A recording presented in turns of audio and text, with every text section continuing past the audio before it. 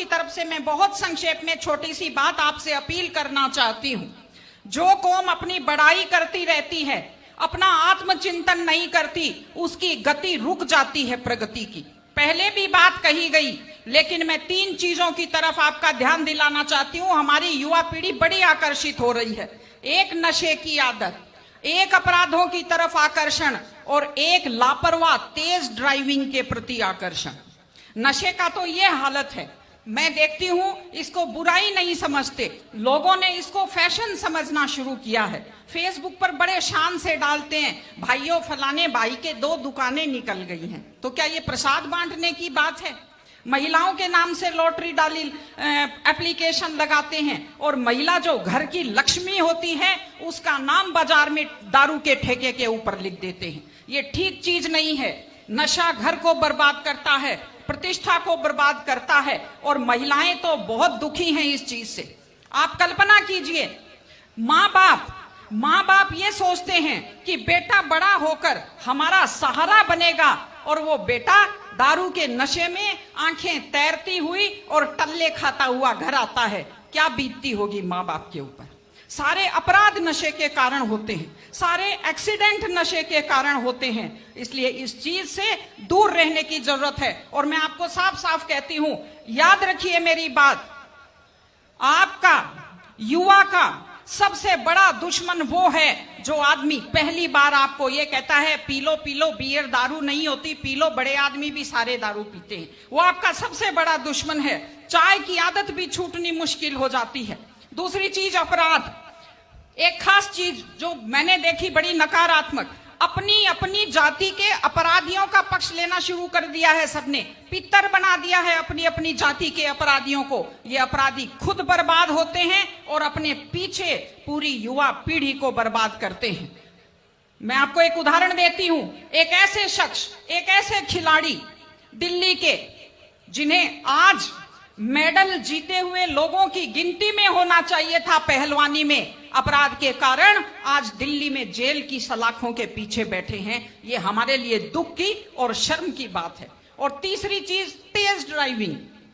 1 लाख युवक, बाकी बड़े उम्र के लोग अलग हैं, 1 लाख युवक जान गंवाते हैं हर साल लापरवाह ड्राइविंग के कारण। आप सोचिए, 25 साल लगते हैं एक बच्चे को पालकर बड़ा करने में और 25 सेकंड में लापरवाह ड्राइविंग के कारण वो लाश में बदल जाता है। क्या बीतती होगी उस मां के ऊपर जो अपने जाते हुए बेटे की पीठ देखती है और आते हुए बेटे का मुंह नहीं देख पाती। आप लोग क्या सोचते हैं? अगर आप अपनी पावर दिखाना चाहते हैं तो मिल्खा सिंह की तरह तेज दौड़िए, या कि आप नीरज चोपड़ा की तरह, देवेंद्र झाझड़िया की तरह आप तेज भाला फेंकिए मोटरसाइकिल का कान मरोड़ने में, या तेज गति से कार भगाने में कोई बहादुरी नहीं होती। अगर आप सोचते हैं कि आप बड़े हैंडसम और डैशिंग दिखते हैं तेज गाड़ी भगाते हुए, आप डैशिंग हैंडसम नहीं दिखते, आप लापरवाह दिखते हैं, आप बेपरवाह दिखते हैं, आप बेवकूफ दिखते हैं। इसलिए कम से कम सड़क पर जब भी गाड़ी चलाएं, आप ध्यान से गाड़ी चलाइए। आपकी जिंदगी आपके माता पिता की भी है। एक छोटी सी चीज और कहना चाहती हूं। हमारे बुजुर्ग हमें जब पालते हैं, जो लोग खेती से बच्चों को पढ़ाते हैं, जो लोग छोटी आमदनी में बच्चों को पढ़ाते हैं, उनकी पूरी उम्र खप जाती है अपने बच्चों की जिंदगी बनाने में।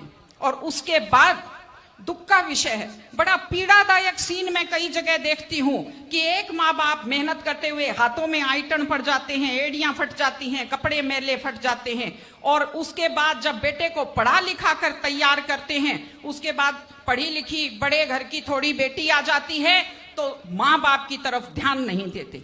आज हमारे 60-70% घरों में हालत यह है कि बुजुर्गों को रोटी तो मिल रही है लेकिन इज्जत से रोटी नहीं मिल रही। इस चीज को बदलने की जरूरत है। माँ बाप, मैं आपसे कहती हूं, जैसी भी परिस्थिति होती है, माता पिता आपको राजकुमार की तरह पालते हैं। आपकी भी ड्यूटी है, जैसी आपकी हैसियत है, बुढ़ापे में उनको बादशाहों की तरह से रखिए, उनकी सेवा कीजिए, उनका सम्मान कीजिए।